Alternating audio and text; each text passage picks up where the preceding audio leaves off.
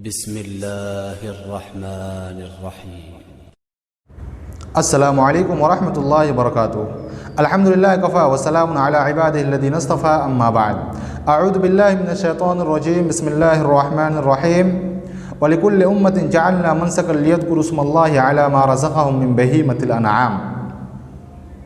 नाज़रीन कराम, मैंने अभी सूरह हज आयत नंबर 28 की तिलावत की। इस मुनासिबत से आज मैं जिस टॉपिक पर गुफ्तगू करूँगा वह है क़ुरबानी के अहकाम व मसाइल। नाज़रीन कराम, अभी जो महीना चल रहा है ये महीना ज़िलहिज्जा का महीना है और सामने 10 तारीख को ईद भी हम और आप मनाने वाले हैं। ईद भी आने वाली है और ईद के दिन हमें और आपको ईदी भी मिलने वाली है। मतलब अगर आप बैंक में रुपया जमा करने के लिए जाएंगे तो उस रुपये का नाम होता है कैश। बाल बच्चे को देंगे तो जेब खर्चा, किसी मौलवी साहब को देंगे तो चंदा, महीने महीने में मास्टर साहब को या फिर मौलवी साहब को देंगे तो सैलरी या फिर तनख्वाह, मज़ार पे देंगे तो नजराना, है कि नहीं। तो उसी तरह आप देखिए कि पैसा वही है, पैसा वही है, लेकिन जगह के हिसाब से पैसे का नाम बदल रहा है। तो उसी तरह अगर ईद के दिन हमें और आपको रुपया मिले तो ईदी रुपया, खुशी मिले तो ईदी खुशी, और अगर गोश्त खाने को मिले, दावत मिल जाए तो वो ईदी दावत या फिर ईदी गोश्त। दुआ करते रहिए कि ईद के दिन ईदी नसीब हो जाए, आमीन। अब चलिए, कुर्बानी का दिन है, कुर्बानी है तो भाई कुर्बानी तो करनी है। सही बुखारी किताबुल अज़ाही हदीस नंबर 5545। इन्ना अव्वल मा नब्दअ बिही फ़ी यौमिना हाज़ा नुसल्ली सुम्मा नरजिअ फननहर मन फ़अलहु फ़क़द असाब सुन्नतना व मन ज़बह क़ब्लु फ़इन्नमा हुवा लहमुन क़द्दमहु लिअहलिहि लैसा मिन नुसुक फ़ी शै। अल्लाह के नबी सल्लल्लाहु अलैहि वसल्लम ने फरमाया कि आज हम सबसे पहले ईद की नमाज़ पढ़ेंगे, उसके बाद लौटकर कुर्बानी करेंगे। जो इसी तरह करेगा वो हमारी सुन्नत को पालेगा, और जो ईद से पहले कुर्बानी कर लेगा तो वो सिर्फ अपने घर वाले को गोश्त खिलाएगा, बस जो आम दिनों में गोश्त होता है उसी तरह का गोश्त, और उसकी कुर्बानी नहीं होगी। सही बुखारी की हदीस नंबर 5556 मन ज़हा क़ब्ल सलाति फ़इन्नमा ज़बह लिनफ़्सिहि व मन ज़बह बअद सलाति फ़क़द तम्म नुसुकुहु व असाब सुन्नतल मुस्लिमीन। कि जिसने ईद से पहले कुर्बानी कर लिया तो उसने सिर्फ आम ज़बह किया, यानी कि आम ज़बह किया, आम कुर्बानी हुई, उसकी कुर्बानी होने वाली नहीं है। और जिसने ईद के बाद कुर्बानी किया उसने कुर्बानी को मुकम्मल कर लिया और उसने मुसलमानों की सुन्नत को पा लिया। अल्लाह अकबर। तो पता ये चला कि ईद से पहले अगर आप जानवर ज़बह करते हैं तो वो जानवर कुर्बानी के, उस जानवर की कुर्बानी सही नहीं है। तो अब ईद के बाद कुर्बानी कर सकते हैं, तो कब तक करेंगे, यानी कि ईद के बाद से लेकर कब तक कुर्बानी का जानवर हम और आप काट सकते हैं, ज़बह कर सकते हैं। ज़ादुल माद जिल्द नंबर 2 सफ़ा नंबर 319, फतवा लजना दाइमा जिल्द नंबर 8 सफ़ा नंबर 406 के अंदर है कि अय्याम तशरीक तक हम और आप जानवर को ज़बह कर सकते हैं, यानी कि ईद के दिन को लेके 4 दिन तक। किस दिन हम और आप ईद करते हैं, कौन सी तारीख होती है वो, 10 तारीख।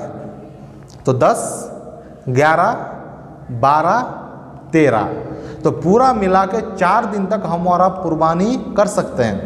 यहाँ पे एक बात बताऊँ कि बहुत सारे लोग ऐसे हैं कि जिसके पास ताकत होती है, क़ुव्वत होती है, वो कुर्बानी कर सकता है, कुर्बानी का जानवर ख़रीद सकता है, लेकिन वो कुर्बानी नहीं देता। सुनन इब्न माजा किताबुल उज़हिया हदीस नंबर 3242। मन कान लहु साअतुन वलम युज़हि फला यक़रबन्ना मुसल्लना। कि जिसके पास ताकत है, क़ुव्वत है, वो कुर्बानी दे सकता है, कुर्बानी का जानवर ख़रीद सकता है, लेकिन वो कुर्बानी नहीं देता है तो वो हमारी ईदगाह में ना आए। मेरे भाई, आपके पास ताकत है, आपके पास क़ुव्वत है, आप कुर्बानी दे सकते, लेकिन करते क्यों नहीं। आप यूँ समझिए कि जो इंसान कुर्बानी नहीं करता है उसको ईदगाह जाने का हक़ ही नहीं है। भाई ईदगाह क्यों जाएगा वो, आपने तो कुर्बानी दी ही नहीं। वलिकुल्लि उम्मतिन जअलना मनसकन लियज़्कुरू इस्मल्लाहि अला मा रज़क़हुम मिन बहीमतिल अनआम। सूरह हज आयत नंबर 28। अल्लाह कहता है कि हमने हर उम्मत के लिए जानवर को मुकर्रर कर दिया ताकि वो उन जानवरों पर अल्लाह का नाम ले जो अल्लाह ने उनको दे रखा है, यानी कि अल्लाह के नाम से ज़बा करे। अब रुकिए, यहाँ पे बहीमतुल अनआम हम जानते ही हैं कि कौन कौन से जानवर इससे मुराद होते हैं, गाय, ऊँट, बकरी वगैरह। तो बहीमतुल अनआम में क्या भैंस भी दाखिल है? भैंस की कुर्बानी कर सकते हैं?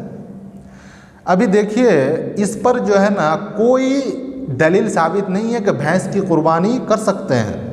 नबी सल्लल्लाहु अलैहि वसल्लम से कोई दलील साबित नहीं है, लेकिन बहुत सारे लोग कहते हैं कि कर सकते हैं।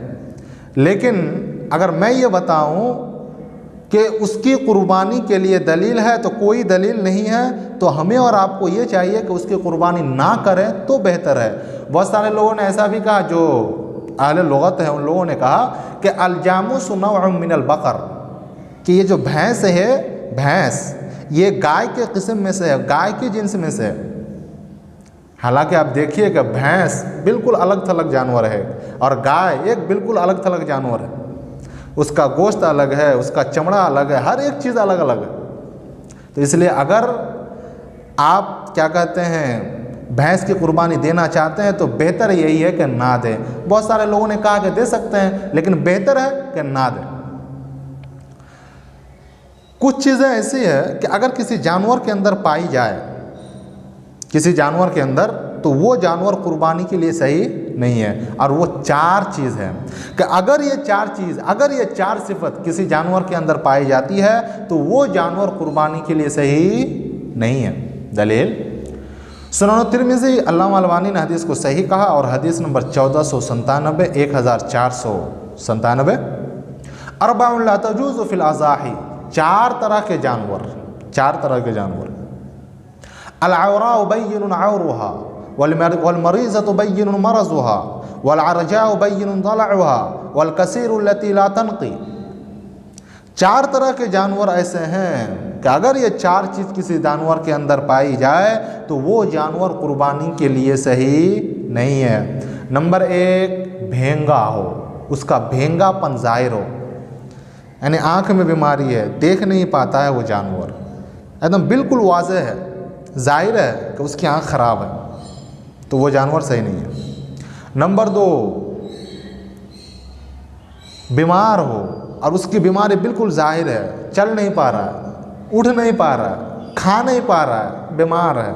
नंबर दो। नंबर तीन क्या है कि लंगड़ा हो और उसका लंगड़ापन ज़ाहिर होता हो, यानी कि वो चलता है तो पता चलता है कि हाँ ये लंगड़ा है। भाई थोड़ा बहुत है तो चलेगा, थोड़ा बहुत, लेकिन ज़्यादा तौर पर लंगड़ा होकर चल रहा वो जानवर, तो वो जानवर कुर्बानी के लिए सही नहीं है। नंबर चार, एकदम बिल्कुल कमज़ोर, हड्डी में गोश्त है ही नहीं, एकदम चूसा हुआ आम की तरह है, तो ऐसा जानवर कुर्बानी के लिए सही नहीं है। एक बकरी या एक बकरा एक घर की तरफ से काफ़ी है। बहुत सारे लोग क्या करते हैं कि हम तो हर साल 5-5 खस्सी ज़बा करते हैं, कुर्बानी करने के लिए 5-5 खस्सी खरीद कर लाते हैं। क्यों? ये हमारे ख़ानदान की परंपरा है। लोग दिखावटी आज अमल कर रहे हैं। आइए हदीस सुनते हैं। सुनन तिरमिज़ी अल्लामा अलबानी ने हदीस को सही कहा और हदीस नंबर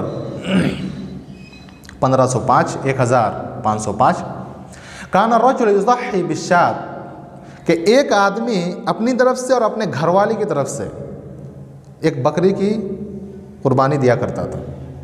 बकरी कुर्बानी दिया करता था तो वो खुद खाता था, दूसरे को, लोगों को भी खिलाता था। यहाँ तक कि लोग एक दूसरे पर फ़ख्र करने लगे, हत्ता तबाह अन्नास फसारत कमा तरा, कि एक दूसरे पर फ़ख्र करने लगे। तो अब जो लोगों की हालत है वो आप खुद देख रहे हैं कि लोगों की हालत कैसी है, दिखावटी अमल कर रहे हैं। मेरे भाई, जब हम और आप जानवर को ज़बा करते हैं, भाई खून तो बहा देते हैं, जानवर का खून दफना के आ गए और गोश्त हमारे पेट में चला जाएगा और फिर पेट में जाकर कहीं और चला जाएगा, तो अल्लाह को क्या पहुँचता है? लन यनालल्लाह लुहुमुहा वला दिमाउहा वलाकिन यनालु तक़वा मिनकुम क़ुल इन्ना सलाती व नुसुकी व महयाया व ममाती लिल्लाहि रब्बिल आलमीन। भाई मेरी नमाज, मेरी कुर्बानी, मेरा जीना, मेरा मरना, तो कुर्बानी अल्लाह के लिए होना चाहिए, ना कि लोगों को दिखाने के लिए। अल्लाह ताला को आपका गोश्त नहीं पहुंचता, आपका खून नहीं पहुंचता, उसको तो बस आपका तकवा पहुंचता है, जो यहाँ पर तकवा होता, तकवा। मेरे भाई, और हम और आप लोगों को दिखाने के लिए सब जानवर को लाते हैं ज़्यादा से ज़्यादा, ताकि लोग देखें, ताकि हमारी तारीफ़ करें कि हाँ ये सेठ साहब है, ये पैसे वाले हैं, इनकी इज़्ज़त की जाए, क्योंकि आजकल तो पैसे ही की इज़्ज़त की जाती है। लोग इसी तरह तो करते हैं। गाय में 7 आदमी शरीक हो सकते हैं और ऊंट में 10 आदमी। दलील सुनो, तिरमिज़ी की हदीस है, अल्लामा अलबानी ने हदीस को सही कहा, और हदीस नंबर 1501 1501। इब्न अब्बास रज़ी अल्लाह तआला अन्हु कहते हैं, कुन्ना मा रसूलिल्लाह सल्लल्लाहु अलैहि वसल्लम फ़ी सफ़रिन फ़हज़र अल-अज़हा फ़श्तरकना फ़िल बक़रति सबअतन व फ़िल बईरि अशरतन। इब्न अब्बास कहते हैं कि हम नबी सल्लल्लाहु अलैहि वसल्लम के साथ सफ़र में थे, तो ईद उल अज़हा यानी कि बकरा ईद आ गई, तो गाय में 7 आदमी शरीक हुए और ऊँट में 10 आदमी। तो पता ये चला कि गाय में 7 आदमी शरीक हो सकते हैं और ऊँट में 10 आदमी शरीक हो सकते हैं। एक बात मैं बता दूं कि बहुत सारे लोग ऐसा भी करते हैं कि जानवर को ज़बह करने के लिए चाकू छुरी वगैरह अच्छी तरह तेज़ नहीं करते हैं। जी नहीं, पहले आप उसको अच्छी तरह से तेज़ कर लीजिए, अच्छी तरह से तेज़ कर लीजिए उस चाकू को। हदीस के अंदर आया, सही मुस्लिम की हदीस है, इन्नल्लाह ताला कतबल इहसान अला कुल्लि शै फ़इज़ा क़तलतुम फ़अहसिनुल क़ितला व इज़ा ज़बहतुम फ़अहसिनुज़ ज़िबहा वलियुहिद्द अहदुकुम शफ़रतहु वलियुरिह ज़बीहतहु, कि अल्लाह ताला ने हर चीज़ पर एहसान को फ़र्ज़ कर दिया है। जब तुम क़िसास में कत्ल करने के लिए जाओ तो अच्छी तरह से कत्ल करो, जब तुम जानवर को ज़बह करो तो अच्छी तरह से ज़बह करो, और तुम में से हर कोई चाकू को छुरी को अच्छी तरह तेज़ कर ले ताकि जानवर को सुकून पहुंच जाए। तो मेरे भाई, अगर जानवर को सुकून पहुंचाना है तो चाकू को अच्छी तरह तेज़ कर लीजिए ताकि वो आसानी के साथ उसका गला कट जाए। अब रही बात, बहुत सारे लोग ऐसा करते हैं कि कोई कसाई है गोश्त काटने वाला, उसको बुला कर लेकर आए और उसको बोल देते हैं कि आप जो है हड्डी वगैरह काट के दे दीजिए, गोश्त वगैरह काट कर दे दीजिए, आपको आधा केजी या 1 केजी गोश्त दे देंगे। याद रखिएगा, सही बुखारी की हदीस है, हदीस नंबर 1717। हज़रत अली रज़ी अल्लाह तआला अन्हु कहते हैं कि नबी सल्लल्लाहु अलैहि वसल्लम ने मुझे हुक्म दिया कि मैं उनकी क़ुरबानियों के पास रहकर निगरानी करूं, उनकी क़ुरबानी, उनके गोश्त, उनकी झोले में सदका कर दूं, लेकिन मैं कस्साब को मजदूरी के तौर पर कुछ भी ना दूं। तो ये जो हमारा मजदूरी के तौर पर देते हैं ना, ये मजदूरी के तौर पर देना सही नहीं है, क्योंकि ये क़ुरबानी का गोश्त है और क़ुरबानी का गोश्त खाने के लिए है, ये मजदूरी के तौर पर देने वाला गोश्त नहीं है। तो अब अगर कोई इस तरह करता है तो उसको चाहिए कि वो इस काम से रुक जाइए। ठीक है, आप जो है मजदूरी दे रहे हैं, पैसा वगैरह दीजिए, कुछ और दीजिए, लेकिन हाँ गोश्त नहीं दे सकते। बहुत सारे लोग देते हैं। अब रही बात कि गोश्त कब तक खाएंगे, गोश्त कब तक खाएंगे। बहुत सारे लोग तो ऐसे भी करते हैं कि आज बकरा ईद है तो जब तक अगली बकरा ईद ना आ जाए तब तक गोश्त फ्रिज से ख़त्म होता ही नहीं। बहुत सारे लोग इस तरह करते हैं। आइए सूरह हज की आयत, फ़कुलू मिन्हा वतइमुल क़ानिय वल मुअतर, फ़कुलू मिन्हा वतइमुल बाइसल फ़क़ीर, ये 2 आयत है। दोनों आयत का तर्जुमा यह है कि तुम खुद भी खाओ, भूखों को भी खिलाओ, फ़कीरों को भी खिलाओ।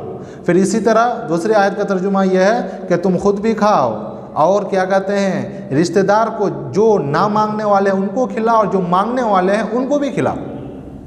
तो उलमा किराम इन आयत से गोश्त को 3 हिस्सों में बांटते हैं। 3 हिस्सों में मतलब एक हिस्सा अपने लिए और दूसरा हिस्सा रिश्तेदार के लिए जो घर में आते जाते रहते हैं, और तीसरा हिस्सा फ़ुक़रा और मसाकीन के लिए। तो अगर आप इस तरह करते हैं तो बेहतर होता है कि आप बांट दीजिए। और दूसरी बात, आप गोश्त को जमा भी कर रख सकते हैं, जमा भी रख सकते हैं, आप गोश्त को ज़ख़ीरा अंदोज कर सकते हैं। सही मुस्लिम की हदीस है कि कुलू व तज़व्वदू वद्दख़िरू, कि तुम खुद भी खाओ, सफ़र के लिए भी लेकर जाओ और जमा भी करके रखो। एक हदीस है, नबी सल्लल्लाहु अलैहि वसल्लम ने फरमाया कि जो भी कुर्बानी करने का इरादा करता है, जो भी कुर्बानी करना चाहता है, उसके घर में 3 दिन के बाद गोश्त नहीं रहना चाहिए। अल्लाह के नबी सल्लल्लाहु अलैहि वसल्लम ने यह हुक्म जारी किया। फिर जब अगला साल आया तो अल्लाह के नबी सल्लल्लाहु अलैहि वसल्लम से पूछा गया कि अल्लाह के नबी सल्लल्लाहु अलैहि वसल्लम पिछले साल जिस तरह किए थे, यानी कि 3 दिन के बाद गोश्त नहीं खाए थे, तो पिछले साल जिस तरह किए थे इस साल भी उसी तरह करें क्या? बोले ना, कुल्लू वत्तइमू वद्दखिरू फ़इन्न ज़ालिकल आम काना बिन्नास जहद फ़अरदतु अन तुईनु फ़ीहा। सही बुखारी की हदीस है ये, और हदीस नंबर 5569। अरे तुम खाओ, खुद भी खाओ, दूसरों को भी खिलाओ, जमा भी करके रखो। पिछले साल मैंने इसलिए मना कर दिया था कि तंगी हाली थी, ताकि उस गोश्त के ज़रिए लोगों की मदद हो जाए, इसलिए मैंने मना कर दिया था।